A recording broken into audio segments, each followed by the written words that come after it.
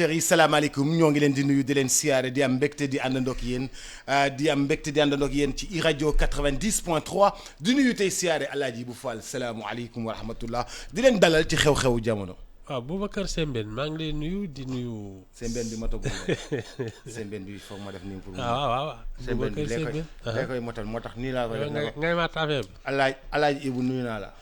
Boubacar Sembène maa ngi lay nuyu di nuyu say auditeurs say internautes ak say téléspectateurs ak kilifa Mohamed Kandji. mbaa yaa ngi am jàmm. ça va nii rek. ñu ngi lay siyaare gu wér. démb ci conseil des ministres bi waxtaan bi dafa jublu ci li nga xam ni moom moo di yokkute yi nga xam ni moom moo fi am yëpp. te seer lool. ñëpp di yaakaar ni nag Alaaji bu Fall gàllankoor lay doon ci ñoom ñi nga xam ne dañoo jiite réew mi. jéem nañoo téye wàññi bu nekk waaye fi mu nekk nii ñoom mënatuñoo téye dara ci prix. électricité woo ceeboo diwlinoo ndawaloo yëppay dem ndawal école classe kay charge yi daal li ñu bëggoon a dimbalee Sénégal yi daal dafa mel ni gouvernement bi mënul ko tukoo dimbalee Sénégalais yi yëf yi dafa mujj metti man pour man ndóol pauvreté. Y a qu'un seul miracle c'est le travail. pauvreté y a qu'un seul miracle. waaw c'est le travail. gis nga naan way dañuy dugal ci bopp nit ñi sax ne néew doole lañu.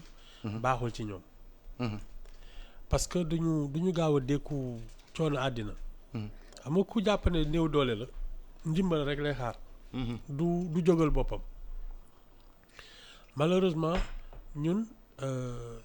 ci suñu politique ni ñu koy doxalee politiciens yi dañuy yàgg a wax nit ñi ne toog leen rek dinañ leen utal liggéey dinañ leen dimbali jox leen ay financement dinañ leen kii wàññil la fii defal la toog leen daal man comment on appelle ça exemple bi gën a frappant mooy période du Covid bi nga xam ne dañu toog pour am ay marchandises yuy dugg ci dëkk bi.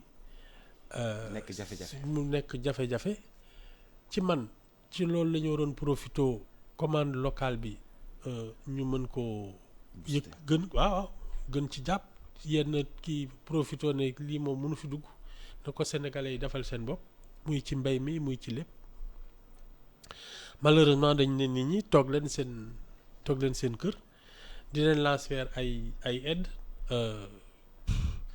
et c'est cette mentalité d'assister qui fait que saa yu amee augmentation de prix tremblement de terre ñoom li ñuy gën a ragal mooy impact bi muy am ci élection yi ñu jëm parce que pour un pouvoir sortant une inflation comme ça prix yëpp kii ça fait pas mesure très populaire xam nga fi mu nekk nii ñëpp a mer affaire u courant mi gis nga coow li muy indi. Moi je pense que c'est dans la philosophie même de l'État que l'on s'est trompé. Boups. Comment ça on s'est trompé dans la philosophie même de l'État? Parce que déjà nit ñi il faut leur permettre d'avoir des compétences et de pouvoir prendre des initiatives. Boups initiative mooy dëgg. Sénégalais yi war nañu mën a defar seen dëkk tabax ko dabu seen teraanga ci kaw ñu may leen ñu ubbi leen yoon bi quoi. mais su dee état bi moom ci moo di bu mi di lijjanti lu ne di comment on appelle ça mooy créer ay entreprises nationales di concurrencer privé yeeg yooyu. mais boobu à la longue. Effectivement, non seulement tu affaiblis l'initiative locale, mais tu nous mets dañuy def ci benn genre toogaayu ñun daal nañu xaar yàlla wala état bi. Ça ne marche pas. Mais à un moment ou à un autre la vérité des prix de la vie ak yooyu day ñëw. et fii dañu toll ci jamono vérité des prix et de la vie. de la vie chère. su dee dañu toog pour man rien n'est cher. da ngay am njëgam parce que soo seetloo ni àddina bi di doxee dafa am ñi nga xam ne bus la ñuy dugg am ñoo xam ne jet privé la ñu am jet privé am na ci ay nit ñoo xam ne soo leen ne jet privé ça coûte cher ñu ne la mais non. bi cherul. waaw. am na bu gën a cher. donc c'est relatif. Tout le problème c'est justement dans l'état d'esprit que nous avons cultivé ñun vraiment on voit petit dañu tuuti bët et ça fait que soo amee facture ndox bu xaw a yokku 10 000 francs sax ngay xam di xim mi mais attends non je pense que ñun dañu muule ci tuuti bët ak bëgg a yërëmtalu mais c'est pas une solution hein? Ibou fii ñu toll nii ci yokkute bu bari bii nii ñuy dund nga xam ni depuis période Covid ba léegi du amul benn secteur boo xam ni yëf yi yokkuwul naka la loolu di nekkee électeur parce que loolu dafa mel ni électeur la parti politique la boo xam ne day daaneel nguur. De toute manière tout dépend ci xam nga man dama la ne il y a deux votes il y a un vote opportuniste mooy ñi nga xam ne dañuy militer fenn.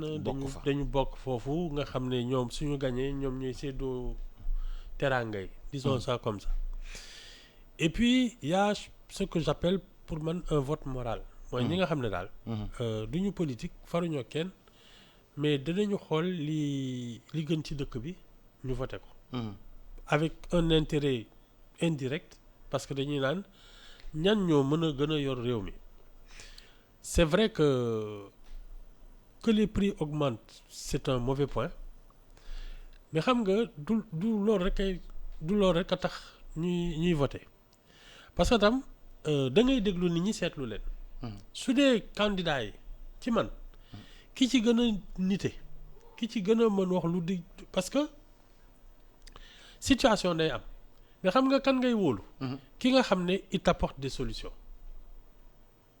xam nga affaire bi mën na jaxasoo ni nga déglu nag candidat bu ci nekk yow lii loo ci mën kii naan la noo toog leen on va créer ay 1 million d'emplois nga pousse teg kii naan noonu danañu wàññi njëg yi ba nga xam ne kii nga pousse teg mais da ngay xam ndax wàññi njëg yi mën na nekk ci contexte mondial bi ñu nekkam déet bubs man li ma gëm mooy ki nga xam ne danañu pousse ñu liggéey mën a gën a gañe ku nekk gañe voilà kii yi nga xam ne moo ñu naan yéen jóg leen liggéey waaw jóg leen liggéey ba pare danañ fexe ba liggéey bi yomb ci yéen man loolu laa mën a dégg parce que boops même si le cumul de tes factures chargées tous les mois su dee 10 000 francs te yow mënoo lijjanti 10 000 francs ci sa bopp dafay cher mais su dee yow tes charges sont à 1 million et que tu gagnes 10 millions par mois parce que yaa ngi ci tool yi yaa ngi ci loo xam ne daal yaa ko defal sa bopp mais boobu cherul c'est nous notre capacité à gagner notre vie qui est un problème dañu bëgg di toog rek ay ça ne marche pas prix yi defuñu dara ñun ñoo jógul liggéey ñun juguñu liggéey mais pourtant Ibou nit ñi ngi jéem a ñafe de waaw mais le contexte n'est pas favorable parce que mais contexte bi nag loolu état bi la ak politique bi la non ak sénégalais ci seen bopp parce que ñun tam lii dañ ko nangu ñun on a finalement acquis cette culture de l'assistanat parce que fii loo fi def naa dem ministère seet ndax mën nañ ma jàppale ndax dinaa fa am subvention wutal leen ma rendez-vous et cetera man présidence laa bëgg a gis mu laal ma ci fonds politique yi ñun ñëpp loolu mooy daw suñu xel tous les jours jógal liggéey nga naan non man rendez-vous laa bëgg am na ay fonds secrets ay fonds politiques ay ceci ay cela mais ça c'est pas ça le travail mais Ibou réew mi noonu la bindoo loolu la ñu jàngal foog te yow yàgg nga ma wax ni xaalis bi état bi moo ko yor. non l'état est le premier client de tout le monde. Parce que xam nga c'est un monstre. Oui. qui a des besoins. Par exemple quand l'état fait passer des concours à l'école national d'administration c'est que dafa soxla ay administrateurs ay inspecteurs des finances ay magistrats ay yooyu ça c'est son besoin parce que xam nañ ne réew lii moo koy téye quand l'armée recrute la gendarmerie la police c'est normal quand on recrute des médecins et des enseignants mais ça c'est un besoin te loolu yëpp c'est de la consommation accueillie donc l'État c'est le premier client pour les entreprises mais su weesu loolu dafa am ay secteurs yoo xam ne daf ci teg loxoom et c'est ça qui empêche le développement des secteurs je parle de la presse des médias la communication je parle de la culture daf ci yàgg teg loxoom di subventionner ñii di tëj ñële je parle des sports nga xam ne c'est un spectacle c'est une économie l'agriculture il y a plein de choses les industries les mines ñoom ñoo ciy teg seen loxo di ko dénk ay tubaab di ay kii autorisation de pêche ak yooyu mais attends tout ça ça fait que l'initiative locale est affaiblie ah waaw c'est ça après ñu ne la toogal. ah mais kon Ibou nous on est asphyxié on duñu mës a am dara. bu fekkee mais ñun dañ ci jógul parce que ces gens-là ñoo leen di fal te ki ci nekk ak ni muy doxalee ci loolu nga koy fale si quelqu'un vient te dire moi je vais distribuer des bourses familiales des aides des ceci parce que vous êtes pauvre ah waaw nga ne kii mooy waaja parce que dans ces meetings y a des sandwichs y a des t-shirts et un peu de musique non les gens n'écoutent pas les programmes duñu déglu démarche nit ñi et ils encouragent ça parce que les politiciens tam ñoom li leen intéressé mooy li leen di seen clientèle di indil su dee yow ñi lay seet si tous les matins dañ lay dem man kat ñii dama am facture ñii dama am ordonnance ñii dama bëgg a dem màkk ak yooyu waxu réew mi duñ la ko wax seen waxi bopp lañ lay wax tu te dis finalement que distribuer de l'argent mooy affaire bi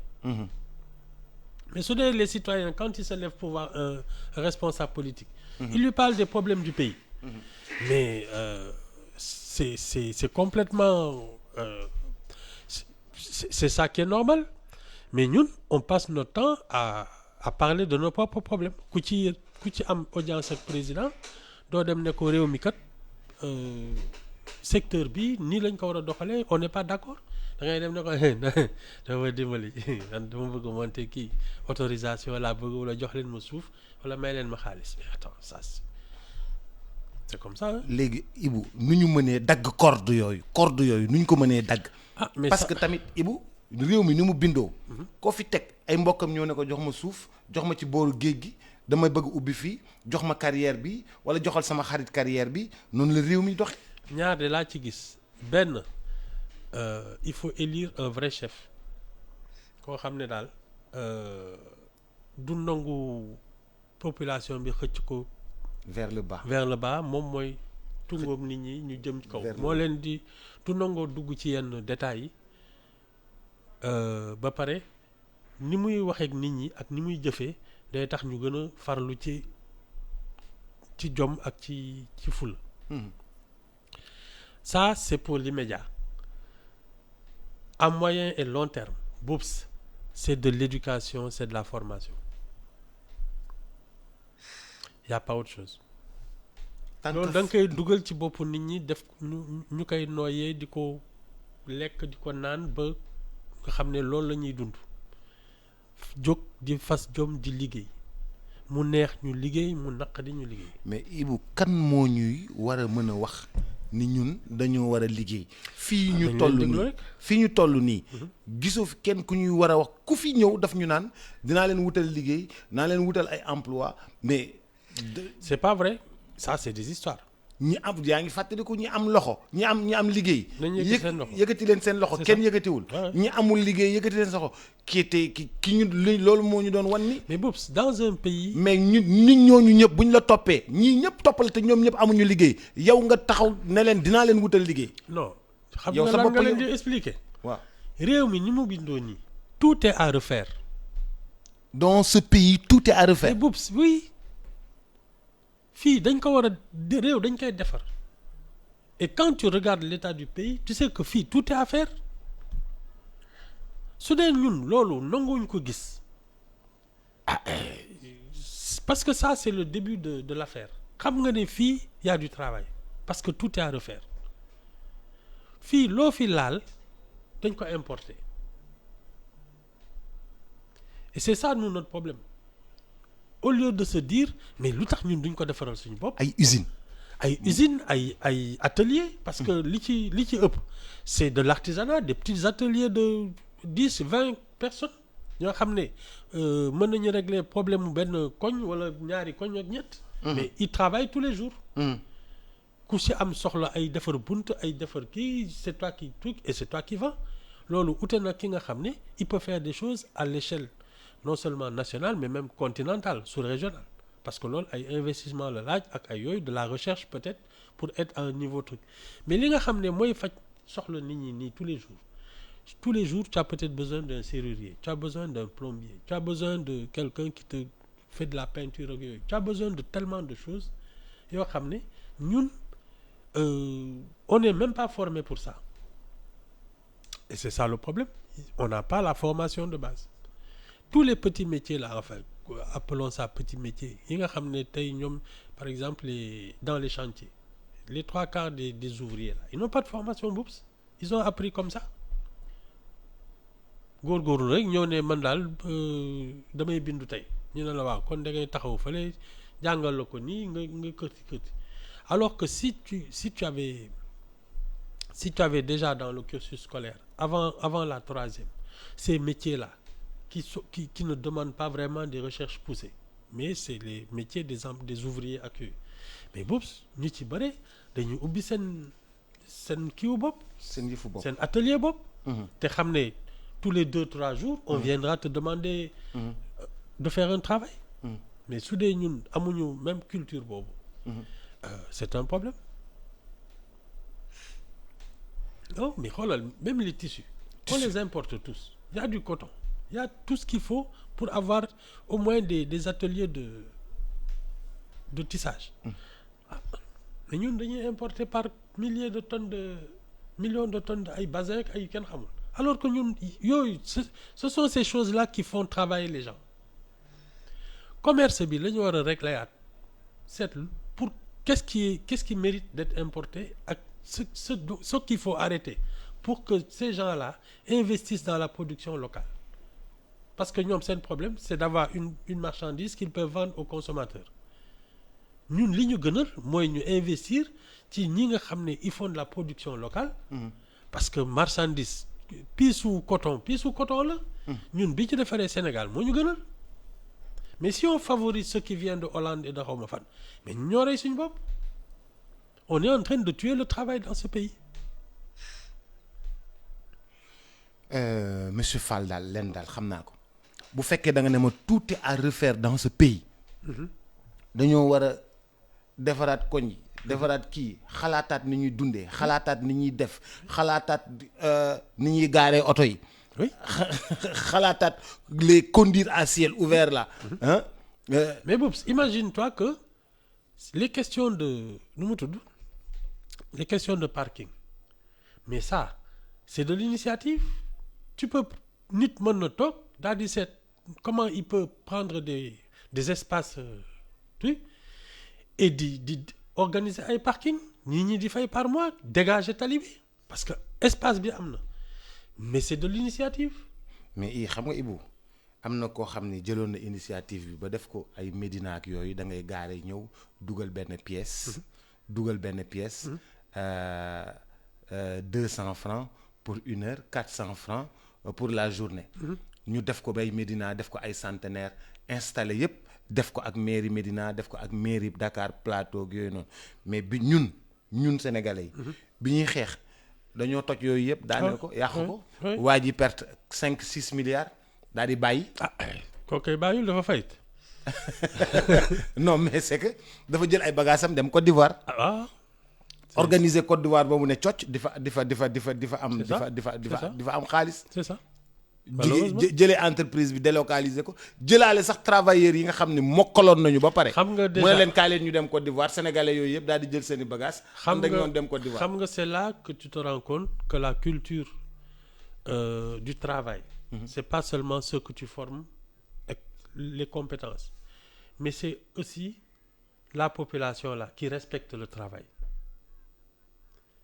parce que ku xam liggéey xam ñàkk xam àqu liggéey doo fekk jàmbur bu def liggéeyam nga toj ko. waaw mais xam nga kooku privé la lëkkaloog maire bi. non privé et non xaaral c'est le respect le culte du travail Boubs képp koo xam ne xam na luy liggéey xam na valeuru liggéey Boubs du yàq liggéeyu jàmbur parce que boppam la ci xalaat moom su doon moom naka la koy gëse mais comme tu te mets pas à la place de quelqu'un qui travaille parce que tu n'en as aucune idée effectivement mën nga yàq alalu jàmbur.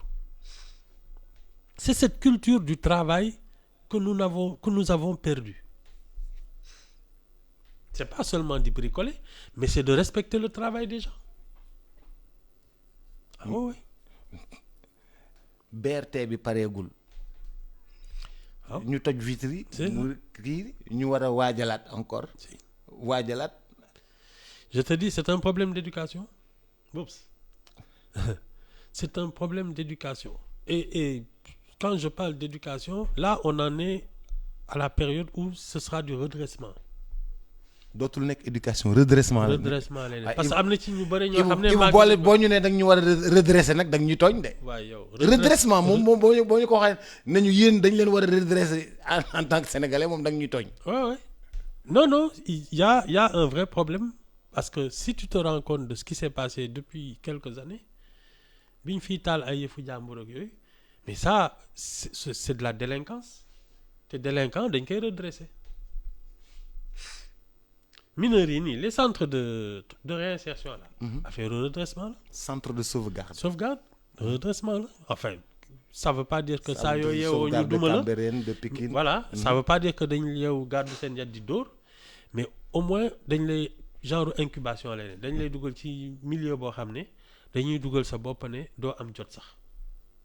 yaa ngi liggéey yaa ngi am njëriñ yaa ngi amal sa bopp njëriñ su demee ba nekk sa ci yow ba nga gëm ne war nga mën am teraanga parce que xam nga nag ngay amee njëriñ c'est ça le redressement mais tous ces gens-là je pense que c'est l'oisiveté qui a été le terreau de tout ça toog rek di xoole di naan ataaya di yooyu toog ci bopp koñ bi di jëwaate loolu soo ko dëkkee moom.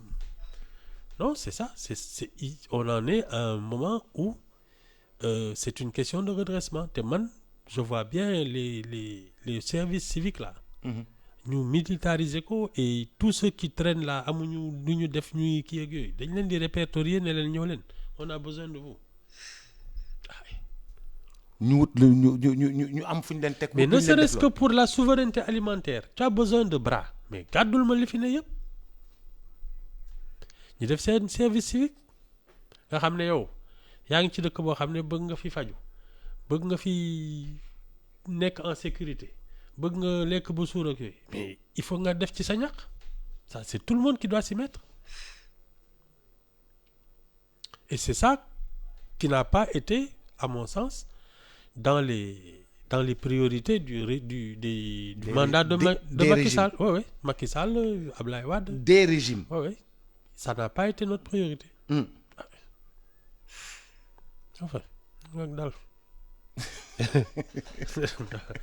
Enfin, découragé. mujj naa metti si ñun bu ñu seet xoolee Ibou ni jamonoy politique bi bindoo. fi ñu toll nii. dafa mel ni pouvoir bi lii di ñëw. ci seen kaw. lii di ñëw ci seen kaw. yokkute njëkk yi ak nit ñi ni ñu meree ak problème yi nit ñi yëpp am yaakaar nga ni ñoom dinañ ci mën a génnam. Ça dépend des solutions qu'ils vont offrir hein. Xam nga problème moom mënul ñàkk. mais problème yi dafa bërindoo ci kaw sénégalais yi dafa bërindoo en même temps ci kaw sénégalais yi. Oui mais c'est ça être compétent. La compétence c'est la faculté de régler des problèmes parce que problème moom mënul ñàkk. Dans un pays comme le nôtre c'est un pays ñuy naan émergent qui je considère qu'il est sous-développé mais Boubs problème yi mënul ñàkk ñu bari ba pare compliqué donc Et c'est pour cela que je dis que la politique c'est un art majeur qui doit être réservé à l'élite parce que ay borom bopp ñoo mën a toog di ko xalaat am ci vision am ci compétence ba pare am ci jikko parce que il faut aussi avoir envie de régler les problèmes des Sénégalais et pas juste ses propres problèmes. Différence bi tam foofu la ne. pas yow say problème ak sa problème mu njaboot. Voilà mais problème mu sénégalais yi moo la war a yitteel. exactement ñu fal la c'est pas parce que tu te dis dinaa toog fu nooy defar sama njaboot li reste sama yo nekku ci naa ko kolkolal kii nga xam ne saa yu xëyee ci problème mu sénégalais yi lay nekk suba bu guddi moi je suis convaincu que ça se sentira nettement parce qu'on a le potentiel et humain et en ressources naturelles et même le contexte sénégalais nous sommes quand même un pays assez stable socialement. Donc on n'a aucune excuse pour que ça se retrouve dans cet état-là loolu man moo ma gën a jaaxal on n'a aucune excuse. bu ñu xoolee maanaam jamonoy politique bi nu mu bindoo ni dafa am koo xam ni li politique bi jax yëpp gisuñu ko dégguñu ko. Idrissa Seck anam. moi parce que tu sais man li ma ko xalaatee mooy période bii Boubs. du période taxaw ci mbedd mi di wax. période bii ñu toll. du période taxaw ci mbedd mi di wax. parce que problème mu lan la. non lijjanti des alliances parce que xam nga en politique ce sont yow kese munoo matal lépp. waaw munoo matal lépp. c'est le moment d'aller rencontrer les gens qui sont implantés partout au Sénégal te loolu ay waxtaanu guddi la négocier wax ak nit ñi ut ay alliance ba nga xam ne fu ci ne am nga fa ku la toogal koo xam ne mën na la indil ay kii toppatoo parrainage c'est même le même principe. Parce que ñoo lay utal ay parrainage partout dans le Sénégal mais Boubs soo bëggee taxaw ci mbedd mi di meeting ak di xataraayu di tifaareek lu ne nga expliquer ko mais tu perds du temps parce que l'urgence c'est d'avoir de vrais alliés ay piliers fépp foo nekk ci Sénégal mais di wane ni kii am na ci ñu bare di feeñ en politique ça ne les intéresse pas mais soo leen waxee lu ñu mën a dégg yéen ñaar kese ngeen toog vraiment lii laa xaar ci yow te lii laa lay amal njariñ mais loolu waxi nit la parce que ñooñu ay kilifa lañ du ñu bouger fu ñuy bouger mais suñu dóoree ñaari coup de fil wala ñu woo seen ay mbokk ne leen hey téye leen fii et ça c'est pas des choses qu'on doo taxaw ci mbedd mi di ko xuloog di ko xeex da nga koy dox. Moi je pense qu'il est dans cette activité xaalis. ak ut xaalis. Campagne nii. campagne waaw. C'est de l'argent c'est beaucoup d'argent. boo defee par exemple 30 oto. 30 oto bu nekk nga def ci essence. waaw. oto bu nekk nga def ci essence 50 000. mu ci benn jour. parce que oto bi ndànk lay daw. waaw ba pare. day wër vous faites le tour du Sénégal. 30 oto bu nekk. 50 tu dois faire peut-être 2 à 3 meetings par jour. meeting ñaata lay kii ne serait-ce que la sono l'installation les chaises. waaw les añ. waaw les reer. waaw. tout les ça t-shirts. oui. le spectacle bi ngay wax. waaw. nga xam nga ne yëf bi spectacle la. c'est ça. drapeau yeeg. drapeau yeeg tous les supports yére yeeg tous les supports. kon tamit boo ko gisul xamul ni ma. balaa ngay ñëw. les gens qui préparent les trucs tu leur donnes les moyens de préparer l'accueil. oui de préparer l'accueil. am na ñu lay jiitu am na ñoo xam ne foofu lañ leen di fekk mais am na ñu lay jiitu protocole yeeg kii yeeg aménager foofu ak yooyu parce que affaire bi. administrativement kii toppatoo autorisation yeeg. kii yeeg il y a tout ça et il y a des gens ce sont des permanents il faut les payer duñu say militants ce sont tes employés parce que il faut faire la différence entre ceux qui seront des militants parce que voilà. ak ceux qui sont des employés. dañu am seen savoir-faire mën nañu yéege ay poto ci fii et cetera mais ñooñu Boubs il faut nga leen di fay ki lay defal ay affiche ak yooyu c'est pas ton militant c'est un imprimeur ki moom réseau d'affichage bi. waaw da nga koy fay. da nga koy fay tout ça ce sont des choses. et te kenn mënu la ko lebal ndax wóoruñu la ndax yaay nekk président. lebal jàmm. non ndax wóoru ni yaay nekk président kenn mënu la ko lebal. dañ ko dul def sax même su leen wóoree ni yaay nekk président duñ ko def. parce que boo faloo duñ la gisaat. non même pas mais c'est pas fait pour ça ñoom dañuy liggéey mais c'est bizarre comment Idrissa Seck a disparu des radars du jour au lendemain. Man ci ni ma ko xalaatee il est en train parce que moom il part avec un handicap sérieux mooy qu'il a perdu beaucoup de ses alliés et de ses lieutenants. ci diggante bi muy Déthié Fall Abdourahmane Diouf. waaw ci diggante bi mu perte élection bi ak bi mu duggee APR. waaw bu mu nekkee conseil économique et social et tout ça. Je pense qu'il a perdu énormément de gens. Léegi il faudra qu'il reconstitue parce que là c'est un vrai casting. C'est maintenant que tu as une vraie équipe de campagne, non seulement ceux qui vont organiser ta campagne, mais tous tes relais et ceux qui seront dans les réunions, dans les comités. Mais ñooñu c'est un casting très sérieux. Parce que si tu te trompes sur les personnes... ça se répercute sur les votes. Ouais. te loolu du ay caaxaan man moo tax su ma gisee ñi nekk fii tous les jours là ils sont déconcentrés di xuloo fii di dénoncer ay kii ak yooyu c'est pas le moment dinaan ay Amadou Ba fii Macky Sall la ça tu perds ton temps lii dëgg mooy yow kan ngay àndal ak naka la lay jàppalee lan la mën indil yow fii nga nekk di waa ñaata voix nga ma mën indil lan nga soxla. Ça c'est des choses qui se discutent. C'est des marchandages yoo xam ni. C'est des ci suuf la discussions sérieuses. Hein? C'est des discussions très sérieuses. C'est pas de l'improvisation. Comme 99 2000 dem fekki Wade waxtaan ak moom discuter ak moom convaincre ko. mu ne wut alliance yi ou avion présidentiel avion jet privé arrivé à Dakar. C'est préparer l'arrivée de Wade à Dakar en 2000. C'est ça. Cette organisation.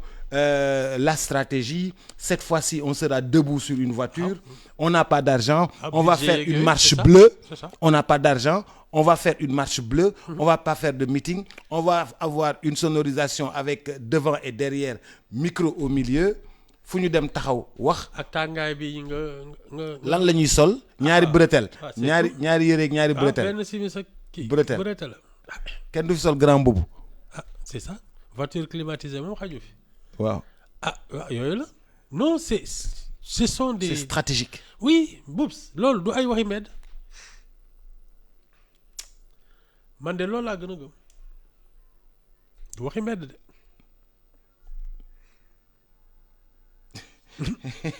non man quand je vois aujourd'hui à cette heure-ci des hommes politiques faire le show.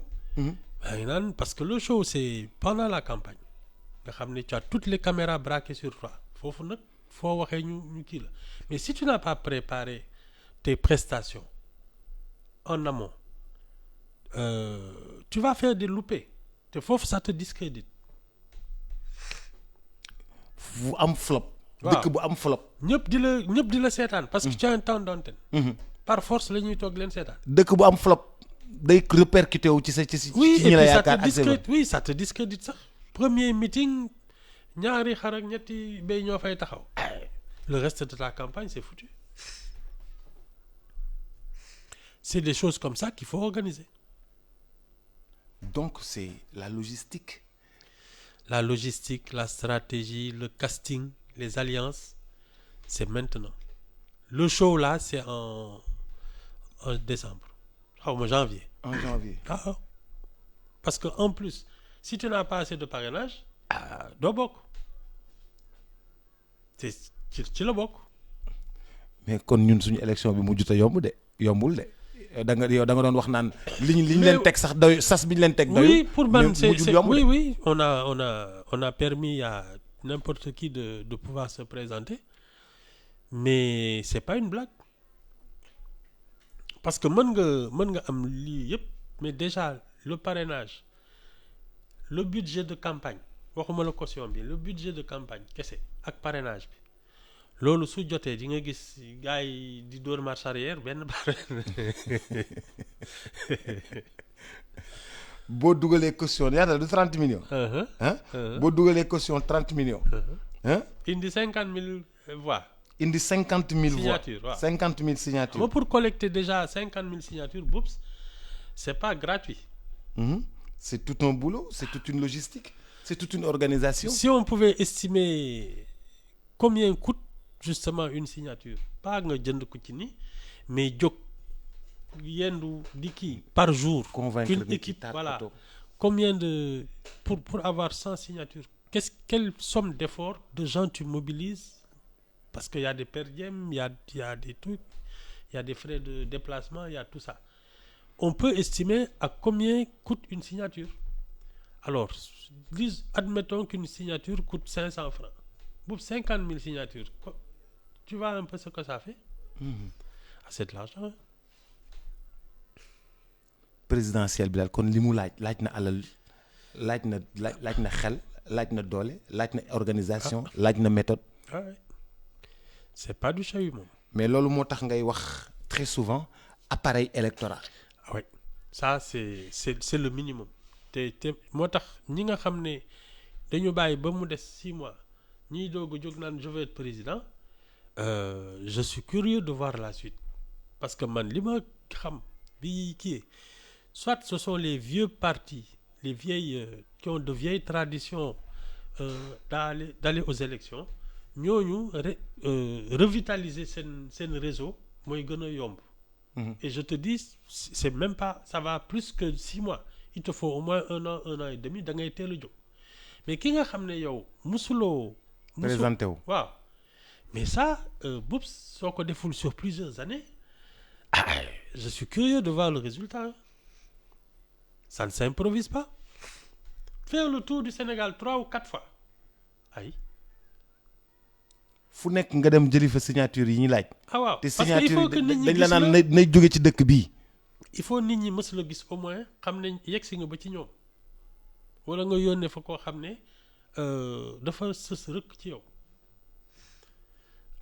et c'est dans 45 départements 14 régions ay c'est pas aussi simple man su ma gisee gars yi di ko jël à la légère je suis curieux de voir la suite kon daal yow lu ma jàngat tey mooy ma xaar ni ci 206 personnes yooyu noonu ñi jël fiche de parrainage 207 yi jël fiche de parrainage ma xaar daal dina am ñuy reculer. man de je suis dina am ñuy marche arrière. je me dis ñi ma gisee parce que man ma dernière sama référence mooy dernière élection bi. man daal su ma soo balee gis ñi nga xam ne jot nañu. dem élection am parrainage kalteeg yooyu bon am na yu tas am na yu kii donc tu peux te dire que tu as à peu près une dizaine de gens de candidatures qui pourraient être sérieuses. 196 yëpp dañuy dem toogi. man de je sais pas mais man de dans mon estimation ni à la louche. D'après les derniers. du passé 10. su passé 10 de dina ma jaaxal. 10 candidats à la télévision kenn ku nekk 5 minutes ñu war la déglu. mën nañ la ko yokkal sax comme 10 ngeen. non 5 minutes rek baax na Ibou. waaw ça dépend. 5 minutes par jour. am na ci ñoo xam ne 1 minute sax soo leen ko joxee. ñu convaincre la. déedéet du ñu xam lu ñu wax. du ñu xam lu ñu wax. wax 2 minutes. un candidat à la présidentielle. il faut nga am sujet. am na ci ñoo xam ne ils n'ont aucun sujet dinañu kii nii rek xëy na wane kii ak yooyu def lu. def un peu de truc mais toog wax ak sénégalais yi lu leen ñor dëgg. thématique après thématique. y en a pas beaucoup qui sont capables de faire ça. maa ngi lay gërëm Fall. D'accord. jërëjëf ba talaata incha allah. non xam nga je te disais semaine prochaine. oui je voyage oui incha allah xam naa semaine bi moom dina kii. bu soobee yàlla amul problème. maa ngi lay gërëm bu baax a baax di la sant El Hadj Ibou Fall. di ko gërëm di ko sant di leen dig daje ci kanam tuuti ci El Hadj Cheikh Sarr.